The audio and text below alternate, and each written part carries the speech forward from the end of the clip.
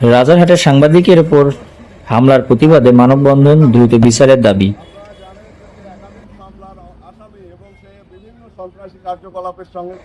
কুড়িগ্রামের রাজারহাটে সাংবাদিক আরিফুল ইসলামের উপর সন্ত্রাসী হামলার প্রতিবাদে মানববন্ধন করেছেন স্থানীয় সংবাদকর্মীরা।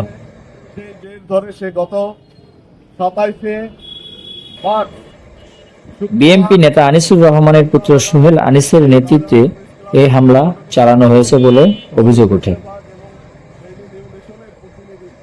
5 দিন পার হয়েও আসামি গ্রেপ্তার না হওয়ায় ক্ষোভ প্রকাশ করেছেন সংবাদকর্মীরা। মামলা হয়েছে, পুলিশ যথাসময়ে মামলাও গ্রহণ করেছে। আমরা এই জন্য রাজারহাট থানা পুলিশকে ধন্যবাদ জানাই। কিন্তু আপনাদের কাছে আমাদের অনুরোধ, যে ঘটনার 5 দিন অতিবাহিত হলেও আসামি কেন গ্রেপ্তার হচ্ছে না? আমরা শুনতেছি আসামি খুব আশেপাশে। জাহিদ হাসান, রাজারহাট প্রতিনিধি, কেটিভি নিউজ।